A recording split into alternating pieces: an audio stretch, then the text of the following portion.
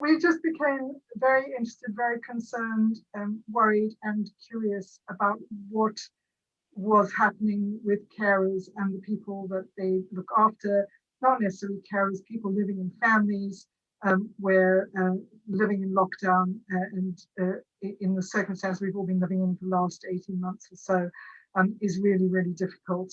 We applied for some funding from the National Institute of Health Research, which is a main funding body in the UK, to help us investigate this. And that's really what this is about.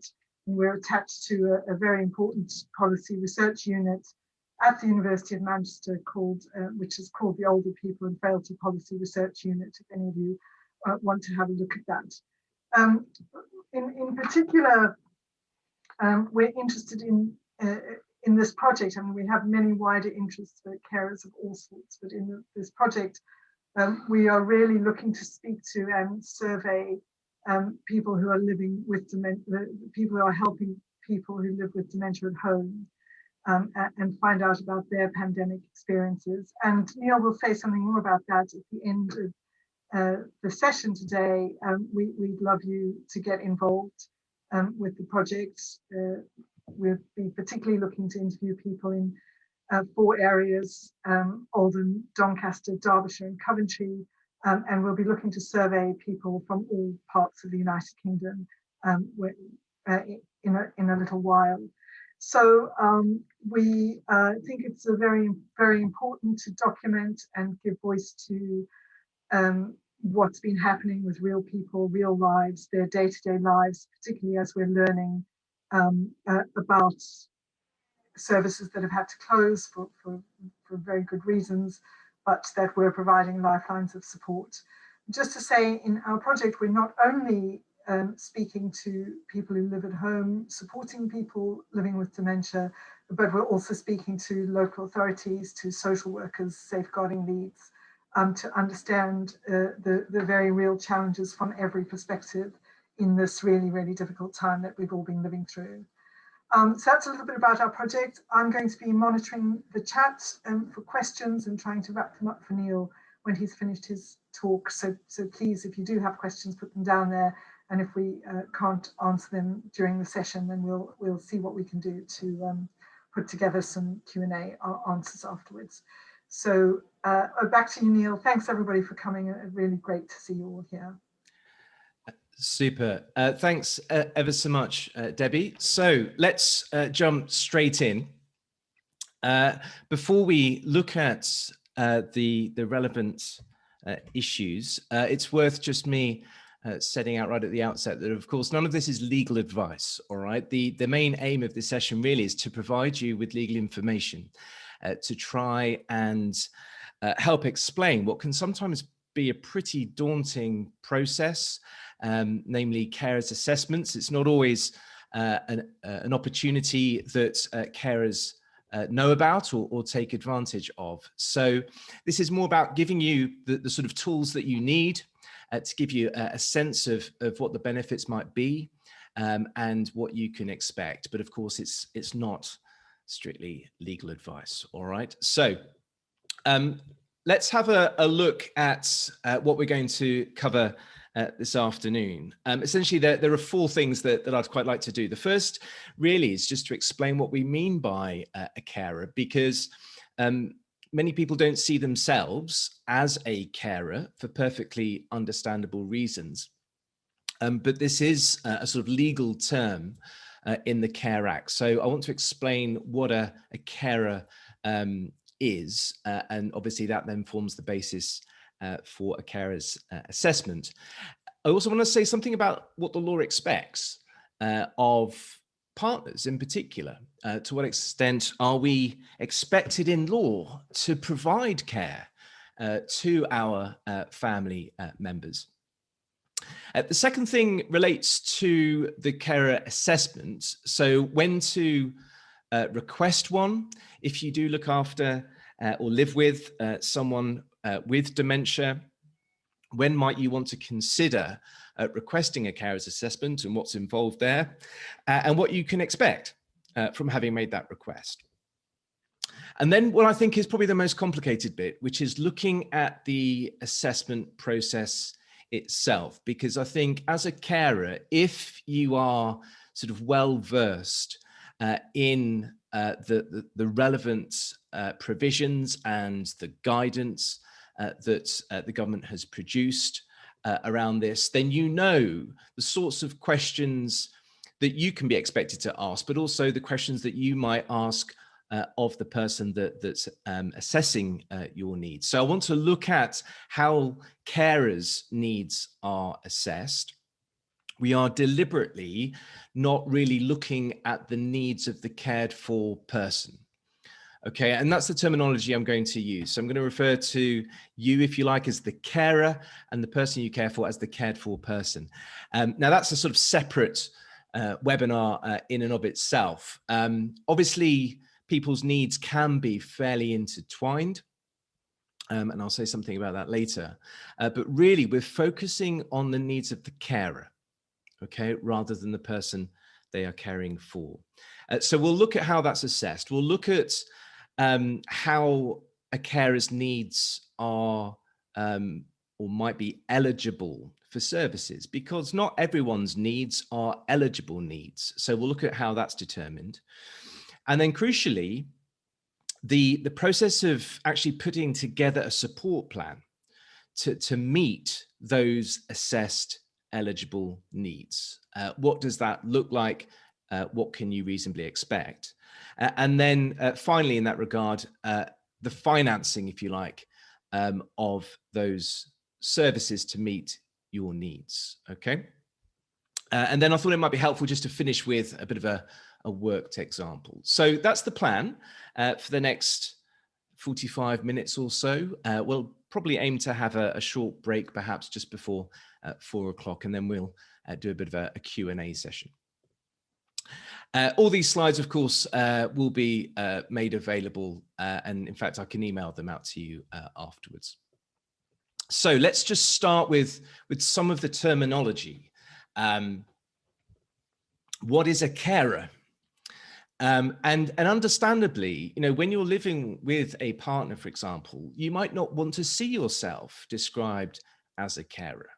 You might not recognize that this is a caring role that you are undertaking, but the legal definition is important because obviously it's carers that can have a carer assessment. So it's defined in the Care Act, and we are mainly looking at the law in England today. There are separate provisions in Wales. There is a lot of overlap, to be honest. So if you do live in Wales, a lot of this will be equally applicable to the equivalent Welsh provisions, but primarily we're looking at the Care Act of England. And there it defines a carer as an unpaid adult who provides or intends to provide care for another adult with, for example, dementia. Okay, obviously it's not just dementia, but we are focusing very much on carers of those living with dementia. So you are a carer if you provide or you intend to provide care for someone living with dementia. So notice straight away that that's a pretty broad legal definition. The care that you provide or you intend to provide doesn't have to be substantial. It doesn't have to be provided regularly. We're not just talking about sort of physical or practical care. This could be care in the form of emotional support, for example. Care provided to try and keep an even keel within the family home, to try and avoid a crisis. All of that would amount to care. And so far as dementia is concerned, there doesn't need to be a formal diagnosis of dementia before someone is identified as a carer. Okay, so broad definition of carer. Many of us using that definition would be seen as carers under the legislation. And at various points in these slides, you'll see reference to certain paragraphs. There is some legal guidance that accompanies the CARE Act, which I can share the link with you in the chat when we have a short break. But just to warn you, it is very, very lengthy. You need to know all about Control F on your computer so you know where to look and you're not swamped by the depth of guidance that's there. But I do refer to particular paragraphs because I think it's very helpful for you to know, first of all, where to look, because this, for example, is where a social worker would be looking for guidance. And so you can all be speaking from the same page. Okay, so that's the definition of a carer. In terms of what does the law expect? Well, they often say, don't they, that charity begins at home. But interestingly, and the UK is fairly unique, I think, in this regard, there is no general legal obligation on us to provide care for a partner or an adult family member. Okay, now, many of us, most of us do, but there's no legal obligation to do so. And just to give you an example of that from the case law, and I'm not going to refer to too much law, but I just think that this case sort of nails the point quite well. In this case, the judge said that a care plan would be unlawful if it assumes a level of input or seeks to impose an unreasonable demand on an unwilling family carer. Okay, so when we start talking about, assessing people's needs, our starting point in a local authority social services department starting point must be that there is actually no legal obligation at all on one partner, for example, to provide care to the other if the other is living with dementia. Okay, so that's the legal position. And it follows from that as a carer, you are perfectly entitled to choose the nature and extent of your caring responsibilities. So that's the law. Like, obviously, ethically, morally, personally, you might feel all sorts of obligations to provide support and care to another. But in law, there is no legal obligation to do so. And the reason I've started with that is because certainly in practice, sometimes we do see professionals assume that, well, if you're married to so-and-so, or if you're a partner of so-and-so, then you should be caring for so-and-so, but that's not the legal expectation here. Okay. And in fact, whenever assessments are done, the assessor should be fully aware that there is no general obligation to provide care to another. And in fact, when we are involved in assessing the needs of the cared for person, so let's say your partner with dementia, looking at their needs as opposed to your needs, that has to be done in what some people refer to as a carer blind format. In other words, when we're identifying that person's needs, we almost have to take you completely out of the equation. It has to be carer blind. We have to ignore the support and care that you've been providing to that person so that we can more sort of independently identify what that person's needs actually are. And then your role comes in much later on.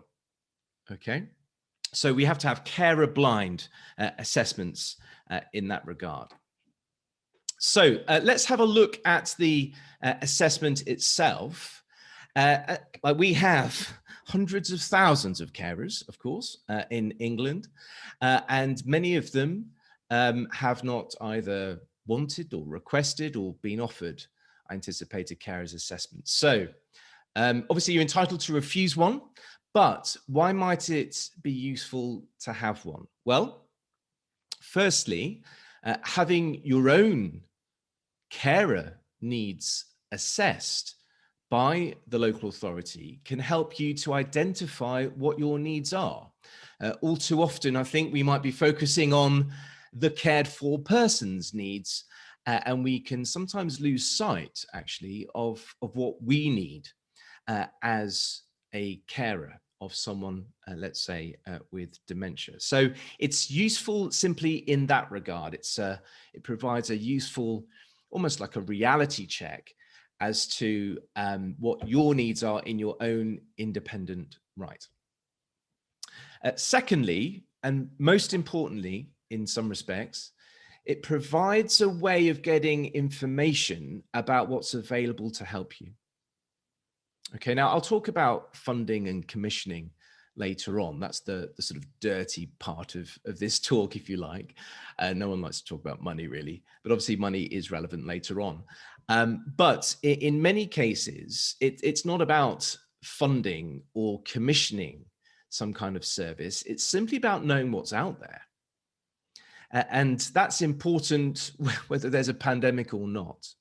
Okay, so going through the carer assessment process can be useful because it can provide you with access to information as to what services are available. Okay, because you will be coming into contact with people that know, you would hope, what's available in the local community.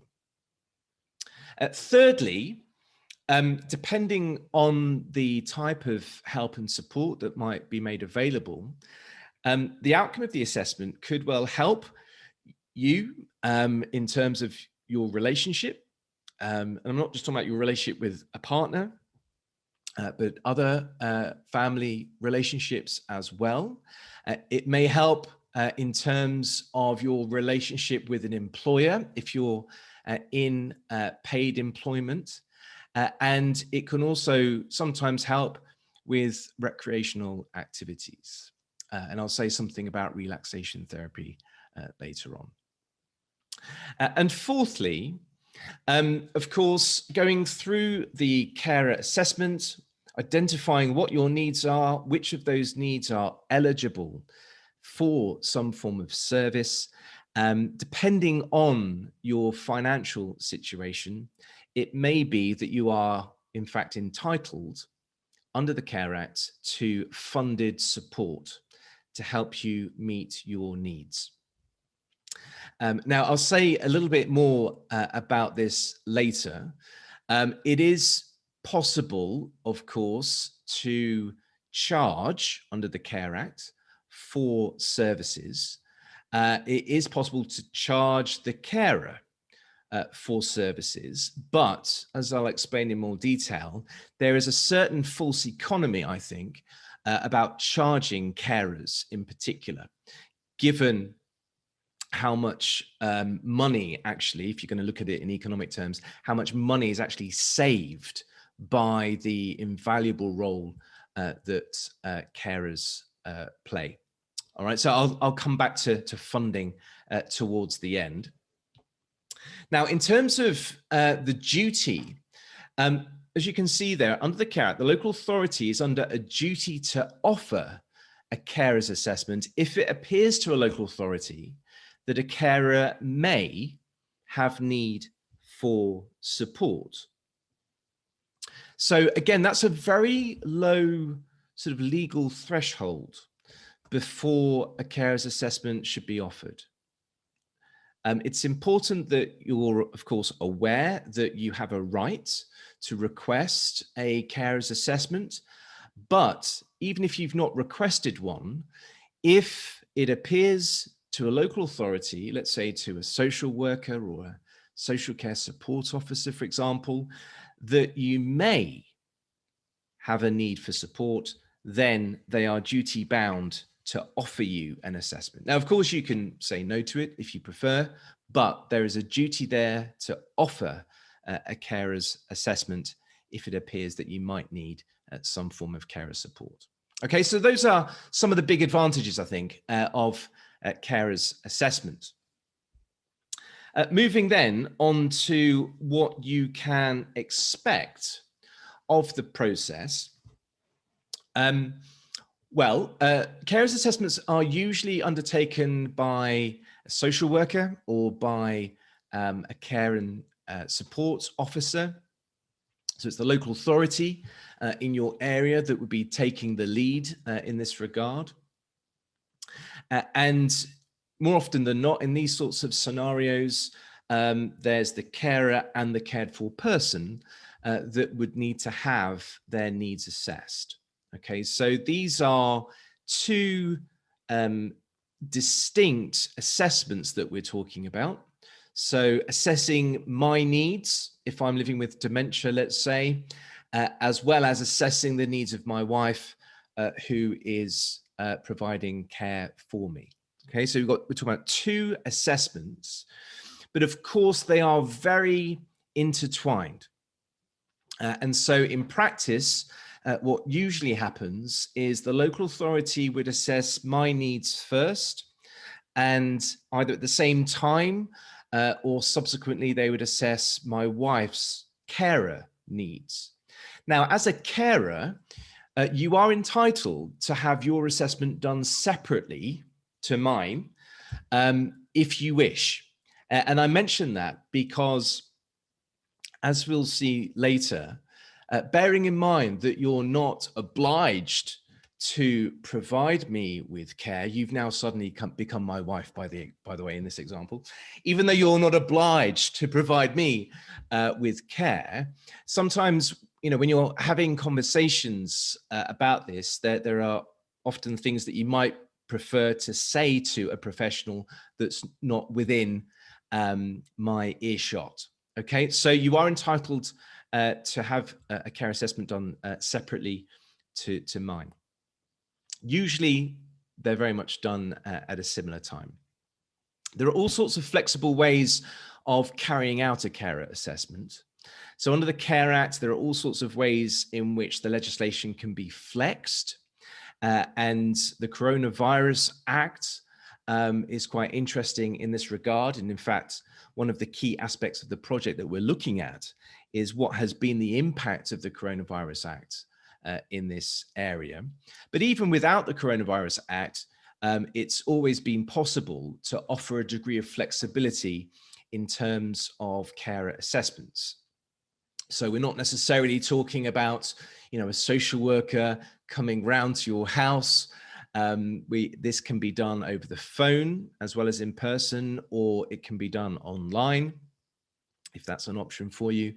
And certainly over the last 15 months or so, there have been a sort of increase in the use of these sorts of remote assessments. So there are flexible ways in which this can be done. Under the guidance, you should be provided with the questions in advance. Okay, so you've got the paragraph there. You're entitled to expect the questions to be provided to you before the assessment.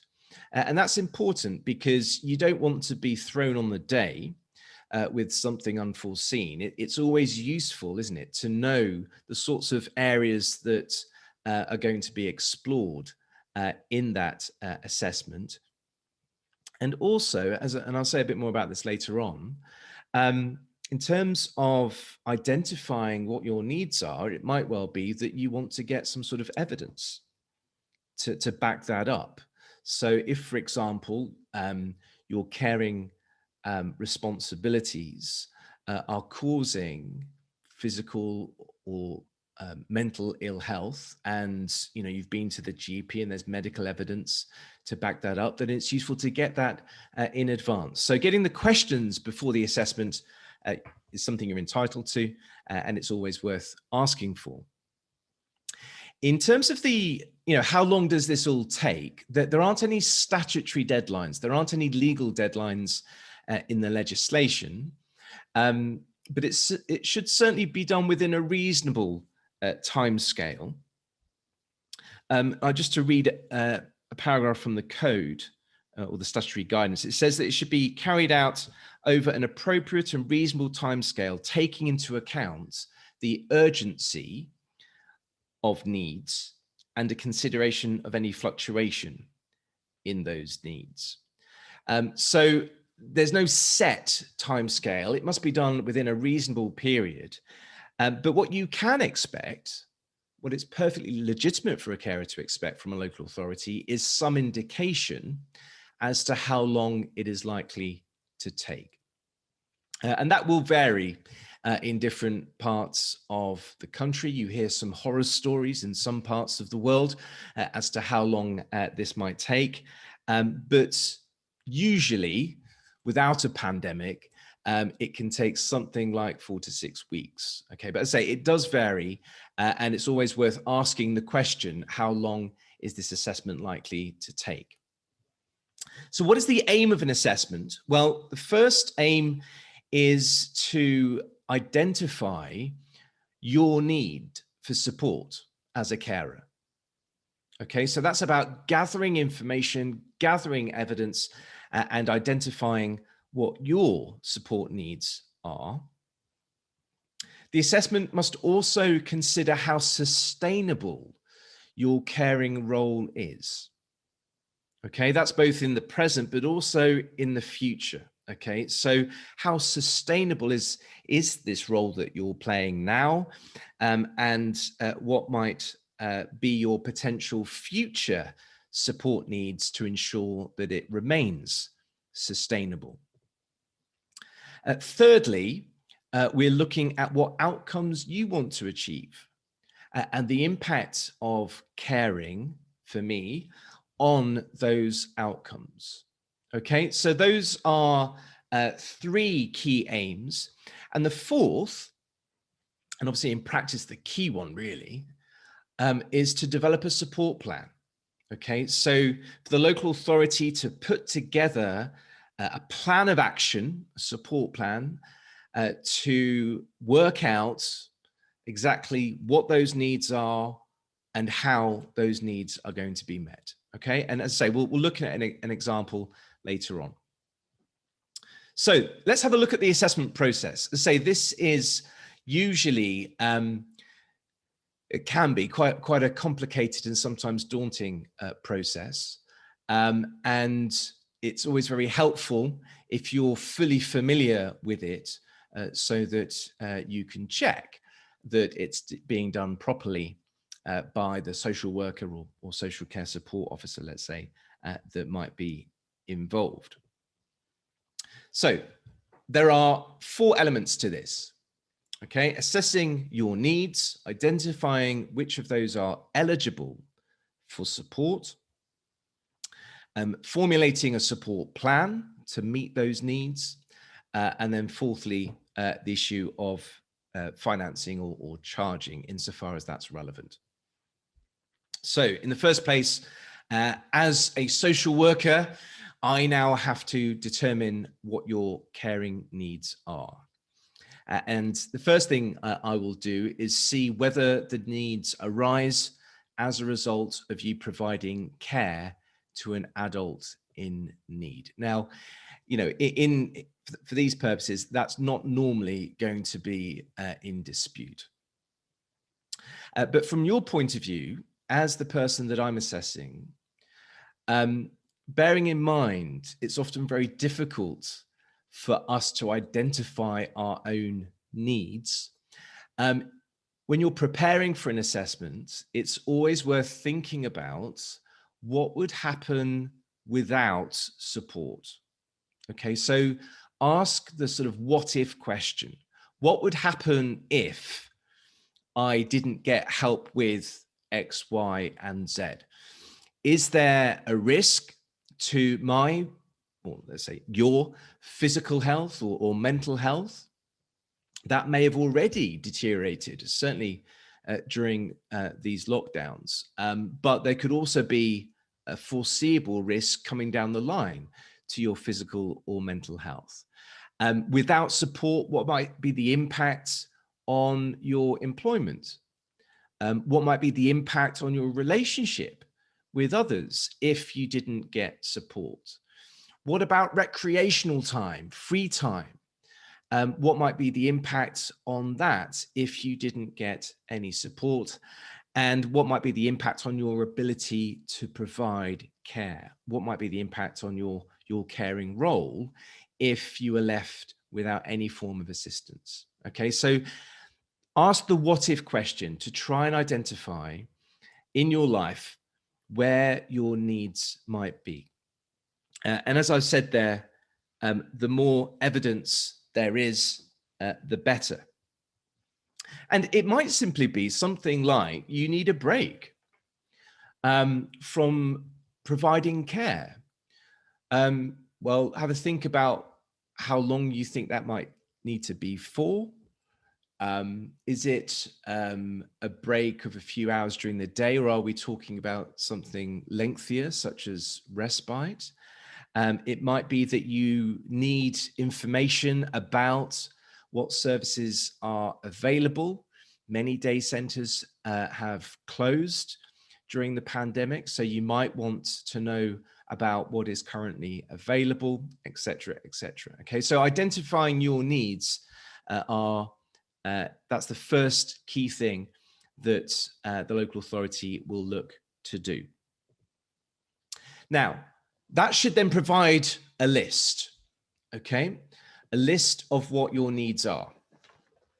And we could have all sorts of needs in life, but under the Care Act, it's only eligible needs that demand some form of service. Okay, so there's a difference between an assessed need and an eligible need. Okay, you could have 20 different needs that I've assessed, but only 10 of them might actually be eligible for support from the local authority or from other organizations. So what is an eligible need? Well, again, this is all set out in regulations. So your needs are eligible if, and this is where I'm afraid it does get a little bit complicated, your physical or mental health is or is at risk of deteriorating. Okay, so a need will be an eligible need if your health is at risk or if it has deteriorated. Or, and the word or is absolutely crucial here, or, your health might be fine and not at risk. You might be coping in that sense, but you are unable to achieve any one of this list of outcomes. Okay, so it's one or the other. Okay, it'll be an eligible need if your physical or mental health is deteriorating or is at risk of deteriorating, or your health might be absolutely fine, but you're unable, without assistance, to achieve one of these 8 outcomes. And then the regulations set out essentially what are seen as key activities in our life. All right, so carrying out any caring responsibilities you have for a child, providing care to others for whom you provide care, and obviously that's usually going to be one of the key things that we're looking at there. Maintaining a habitable home environment in your home. Okay, so we're looking there at to what extent you're able to maintain a habitable home environment. Whether you can manage and maintain your nutrition. Developing and maintaining family or other personal relationships. Engaging in work, training, education, or volunteering. Making use of necessary facilities or services in the local community, including recreational facilities or services, such as golf. I'll come back to the golf course later on. And then finally, engaging in recreational activities, such as golf. All right, so there are 8 outcomes there. And if you have needs arising from your caring role, which means that you're unable to achieve any one of those, any one or more of those, then that is an eligible need, provided, and this is the second part, provided as a consequence, there is or is likely to be a significant impact on your well-being. Okay, so stage one, we need to work out what your needs are. Long list. Stage two, we look at the impact this is having on your health, or the extent to which you're struggling to achieve any one of those 8 outcomes. And for those, we then look at whether there is or is likely to be a significant impact on your well-being. And if you have that, then that is an eligible need. And the reason that's important, I will explain later on. Okay, now what on earth does well-being mean? Well, again, that's set out. So well-being includes your personal dignity, physical and mental health and emotional well-being, protection from abuse and neglect, control by you over your day-to-day life, participation in work, education, training, recreation, social, economic well-being, domestic, family and personal relationships, suitability of living accommodation, and your contribution to society. So when we talk about, does the carer's needs have or is likely to have a significant impact on their well-being, that's what we mean by well-being. Again, notice it is pretty broadly defined. And again, that's important because the broader these concepts are, the more likely it is that you might have eligible needs, and the consequences of that I will explain shortly. Okay, so that's how local authorities will determine whether a carer has eligible needs. Now, the reason it's important is because under the Care Act, if I've assessed you as having, let's say, 5 eligible needs, then I have to develop a support plan that sets out how those eligible needs are going to be met. Okay, there is a legal obligation on the local authority to set out a plan that explains what those eligible needs are, how they will be met, who is going to meet them, and when is that going to happen. Okay, so if you like, this is a sort of operational support plan. It's a plan of action as to what is available, what might be funded or commissioned to meet those eligible needs that have been identified.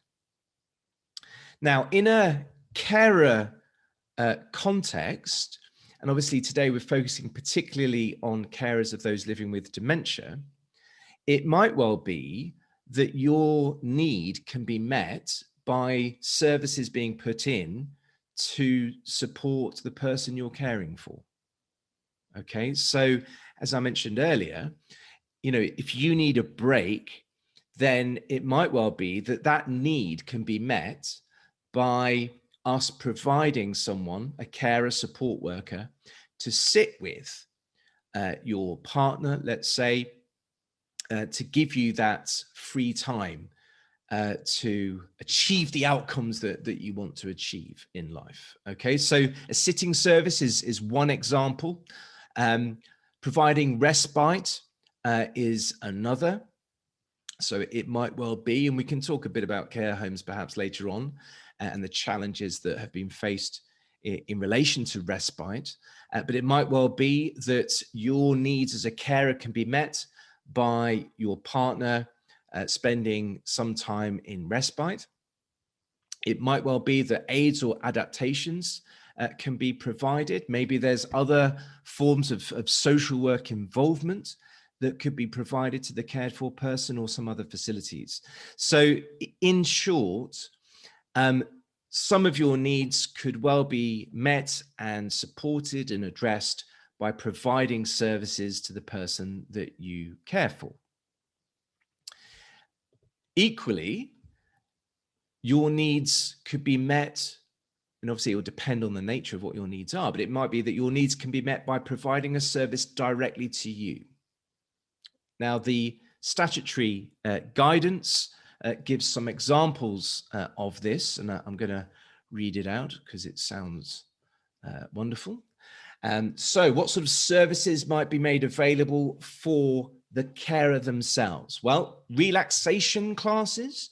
Obviously, this was written before the pandemic, but none of this has changed, right? Relaxation classes, training on stress management, gym or leisure center membership, adult learning, development of new work skills or refreshing existing skills. So you might be able to stay in paid employment alongside your caring role or take up a return to paid work.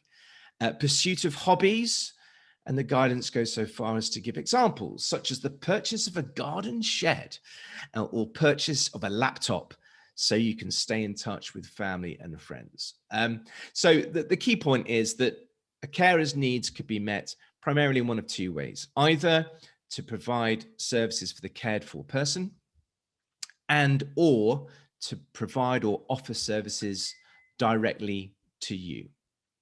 Okay, and then the plan would be to put that together in a support plan that you can benchmark against, so you know what the needs are that have been assessed as eligible for support.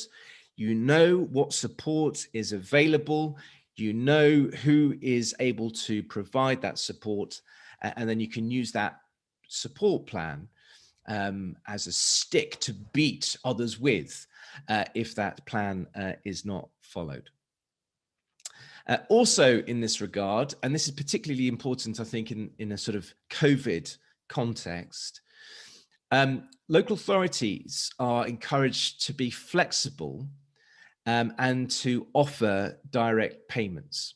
So if your financial situation is such that you are entitled to paid services that are commissioned, if you like, by the local authority, rather than you having to self-fund them, then the local authority should consider the offer of direct payments, giving you the money that's needed to meet those needs, to pay for those services. And certainly in the context of COVID, local authorities are being encouraged to deal with direct payments flexibly. All right. So let's just move then on to money, and then we'll have a short break. So if your needs are to be met by providing a service to the cared for person, so let's say that the plan is to give you some respite or a break by providing services to your partner. In terms of financial assessment, it's your partner that would be financially assessed there. Now, as we all know, social care is means tested, and there are financial thresholds that will determine whether it is you that would be financially responsible for commissioning the service, or whether your finances are such that you're entitled to have the local authority pay for those services. Okay.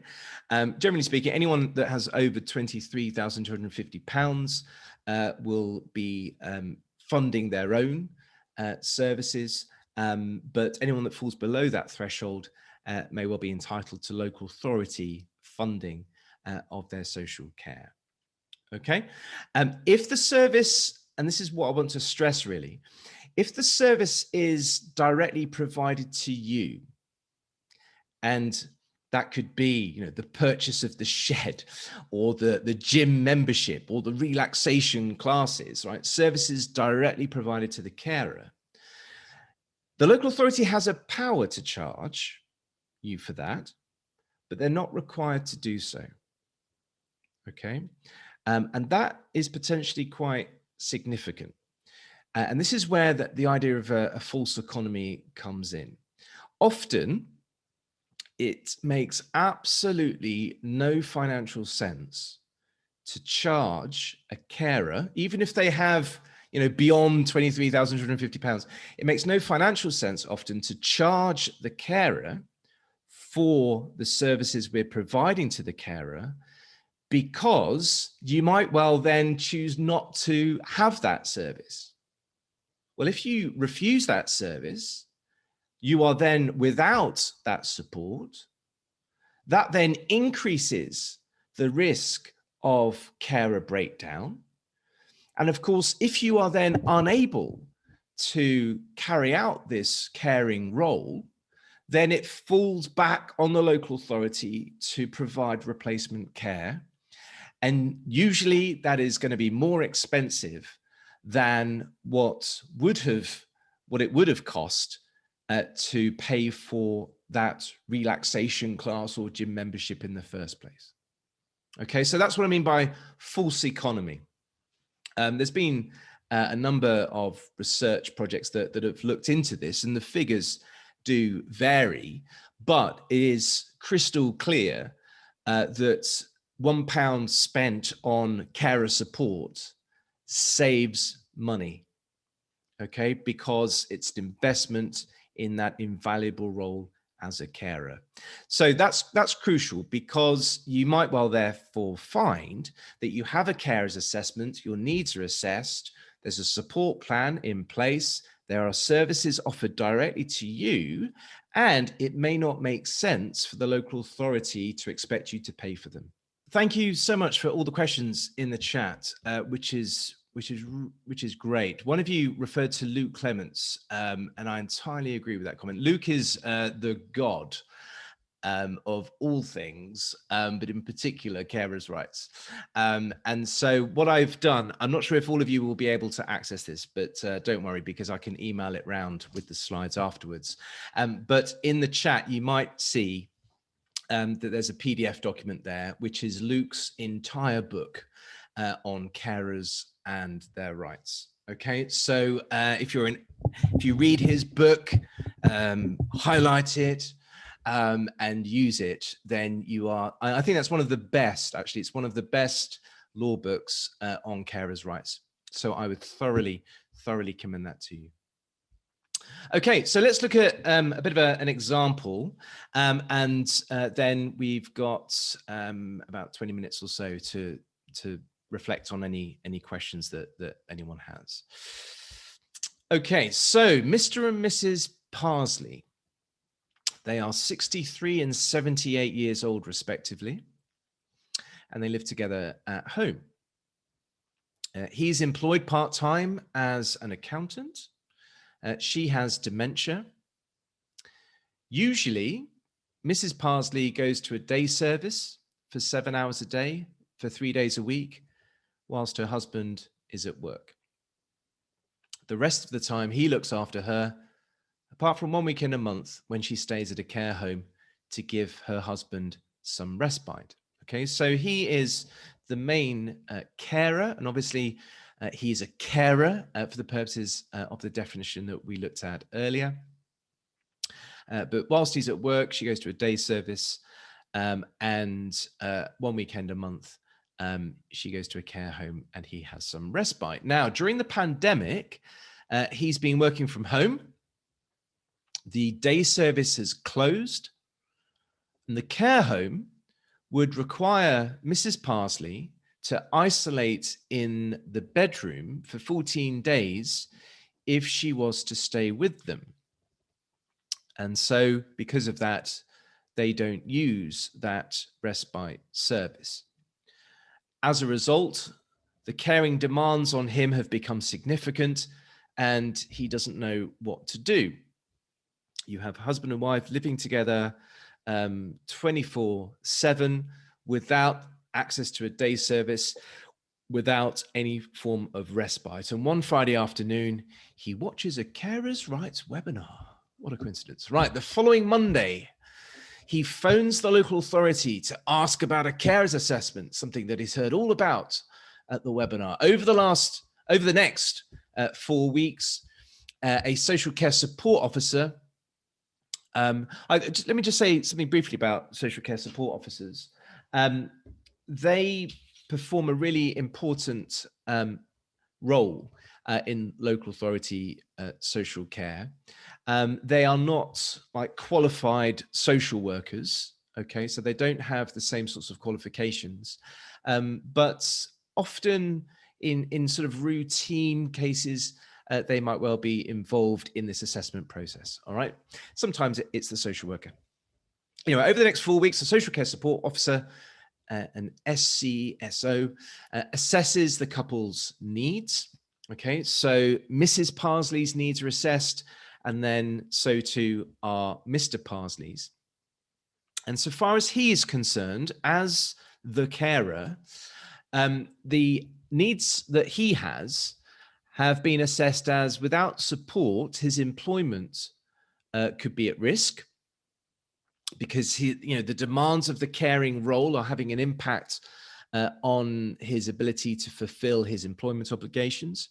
He's not sleeping well, which may require medication. He may need some help in that regard to help him sleep, because he's at his wit's end. The relationship between them is becoming fraught. He feels exhausted all the time, etc., etc. So the key thing really is that this is just an example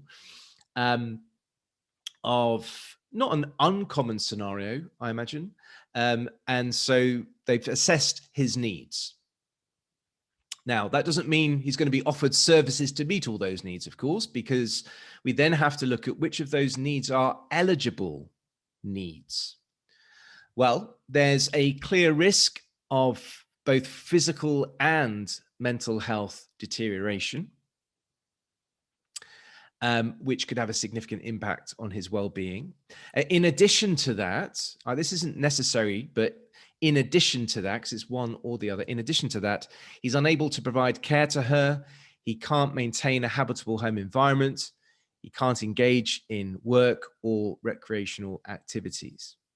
Okay, so if you recall earlier, I was saying that if your caring needs result or are likely to result in physical or mental health deterioration, or, that's an important word, or without assistance, you're unable to achieve one of the outcomes, and that has a significant impact on your well-being, then it's an eligible need. So thirdly, the third stage is to then develop a support plan that clearly identifies what his needs are and sets out the plan of action, how those needs are going to be met. So in this example, as a carer, he needs someone to care for his wife, let's say for 4 hours a day, so that he can do his accountancy job at home. He also needs someone to care for his wife for 3 extra hours twice a week, because the golf course is now open, and that's recreational activity, which is one of the key outcomes that we're looking for. So he might need a total of 6 hours a week so that he can have a break from his role and play golf.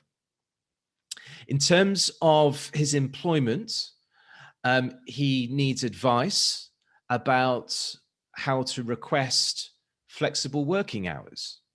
Okay, so in this particular case, those involved felt that some of his needs could be met by making a request to his employer to see whether those working hours can be changed to make them more flexible, to help him fulfill his employment responsibilities. And rather than having to go out and not having the time to go out to do the local shop, it's identified that he needs some support to help him with an online food delivery service. Okay, so those are his needs. We've then identified which needs are eligible for support. And then thirdly, you have a support plan that clearly sets those out and basically what's going to be offered and how those needs are going to be met. The fourth stage then is, how is this going to be paid for? Because social care generally is means tested. Well, in this particular scenario, the couple's finances are above the threshold for local authority commission services. Okay, in other words, they don't qualify for local authority funded support. But with the help of the social care support officer, she's able to identify organizations or agencies that with reasonable rates could provide the carer that we're talking about, the support worker to sit with his wife for those periods of time. Okay, so ultimately, given the couple's finances, in this scenario, they will be paying for the support, but they have access to information as to what organizations are available, and they are helped to sort out those paid carers. The local authority also arranges for the employment advice to be provided to him directly. Okay, so this is an example of a service provided direct to the carer, and that will be provided free of charge because it makes absolutely no sense to charge him, given the risk of false economy that I talked about earlier. And the local authority also arranged for the food delivery advice to be provided free of charge. Okay, so that's just a quick example, and it's mainly to sort of help set out the different stages of what's involved when it comes to a carer's assessment. So we've looked at the definition of a carer, because even though you might not associate yourself as a carer, it is a legal definition, and it's important to be aware of that. I was emphasizing that in law, there's no legal obligation actually to care for your loved ones. And so it shouldn't be assumed that you are able or willing to do so. Secondly, we've looked at sort of when to request an assessment. We've looked at the assessment process, and then we've had a look at an example. Right, so that gives us about 20 minutes or so for questions. Can I come to Debbie first, and then I'll have a look through the chat. Debbie, are there any sort of pre-submitted questions? We've got a few pre-submitted, Neil, but I've also, I hope everyone can hear me. I've also been through the chat and I've collated them, so I can harness them for you if that would help. Yeah, super. I'll ask them out loud. So first, just on this point, we've had a number of questions that relate to this point, which is, you know, if you have too much money and you're going to have more than the 23 odd thousand pounds for the means test, are you still entitled to all of this? So is this your entitlement, however much money you've had? And we've had a few people ask that in their own ways. And I think linked to that, and some people have linked it, is how can you access advocacy services? If you know anything about how can you work with advocacy services to help you establish your rights when sometimes local authorities or social workers don't seem very keen to do this. Okay. Well, thanks to those of you who asked that question. So far as finances are concerned, stages 1 to 3 are available for anyone. Okay, so it doesn't matter whether you are a millionaire or living on benefits. Your entitlement to an assessment, so assessing needs, determining eligible needs, and the support plan, those 3 stages have nothing to do with your financial affairs, okay, and how much you have in savings. The financial side of things only becomes relevant at stage 4. So we've identified what services are needed to meet the person's needs, and then it's a question of who is paying. And it's only at that stage that the local authority would undertake any sort of financial assessment to determine whether, because of your level of means, you will be expected to self-fund these arrangements, or whether you fall below the threshold, in which case you may be eligible for local authority funded support, whether in part or in full. Okay, so I think that's incredibly important because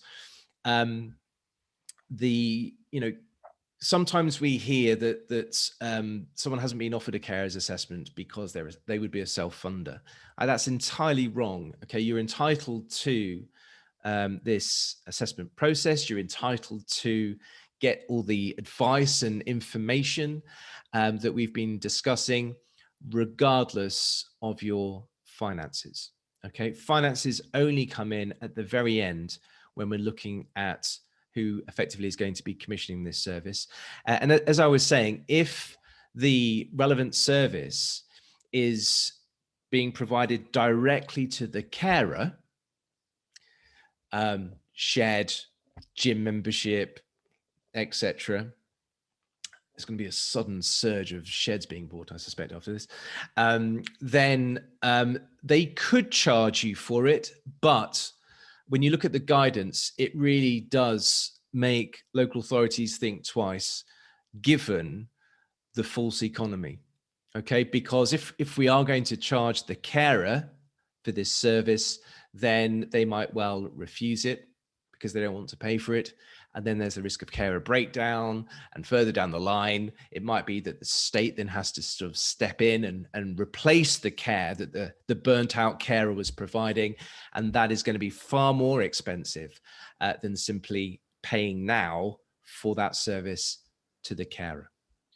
In terms of advocacy support, under the Care Act, there is a Care Act advocate, which can be available for both the cared for person as well as for the carer.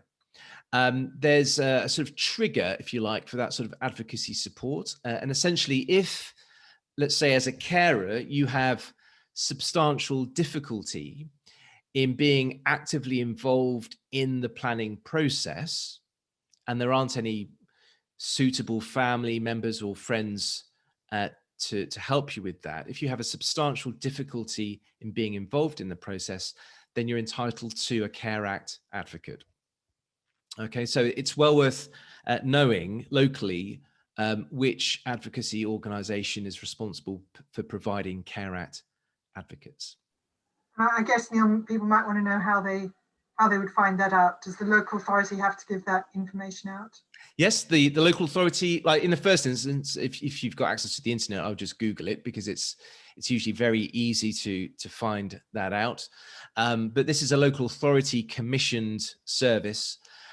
So, the social worker, let's say, or the social care support officer ought to be fully aware of which organisation locally is responsible for that Care Act advocacy.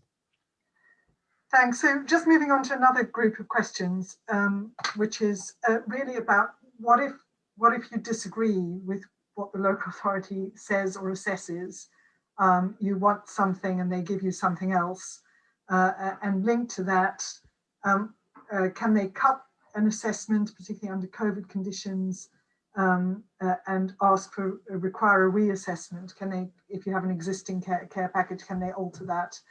But lots of questions from people who didn't agree with the needs assessments that the local authority had come up with. Yeah. Okay. Thanks. So I think there's quite a lot to say about that, Debbie. I think that the first important thing, focusing in on the carer needs assessment, is that when we start looking at well-being, so what is the impact of this on your well-being? The guidance is very clear that we should assume that you are the best judge of that. Okay, so as a carer, you are best placed to determine what the impact of your caring role is on your well-being. And obviously well-being is very broadly defined. So I think that's the first key thing to stress. The second is that so far as the law is concerned, it is the local authority ultimately that determines your needs. Okay, so you are best placed to judge impact on well-being, but it's the local authority's legal obligation to assess and determine which of those needs are eligible. Okay, that's a public body's decision. Now, it's not unusual to disagree in this regard. And of course, that's why I was saying earlier that getting the questions in advance and essentially being well prepared for the carers assessment is so important, because the more evidence you've got of this need, the harder it will be for the local authority to say that that need does not exist. Okay, so it's about evidence.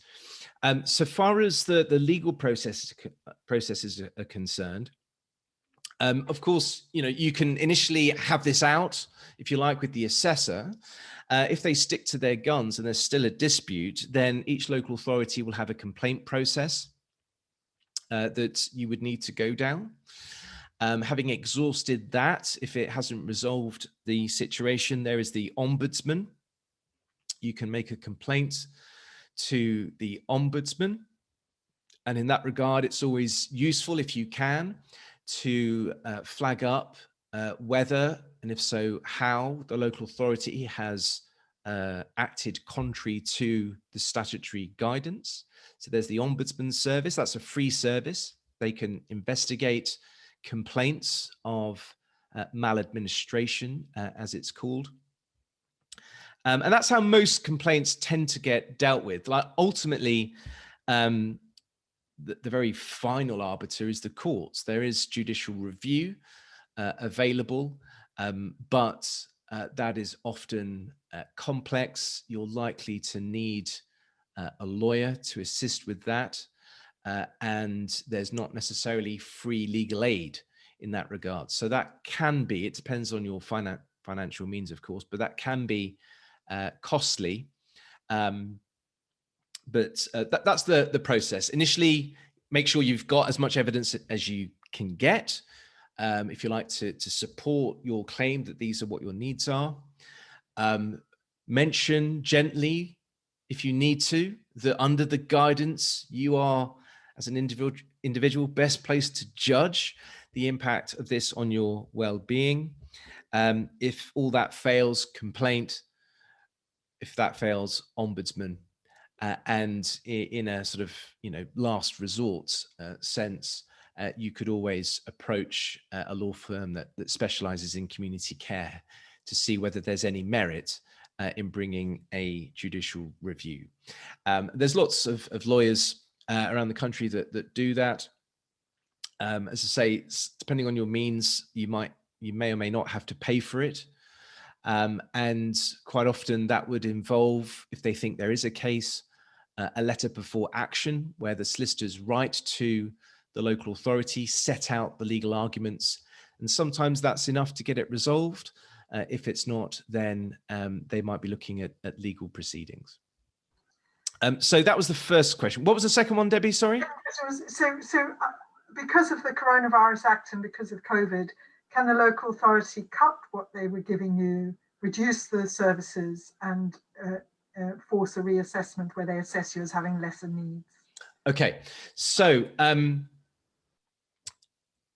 there was, as many of you will be aware, there was a period, it lasted for about a year, during which local authorities were given the power to water down their responsibilities under the Care Act, what's known as easements.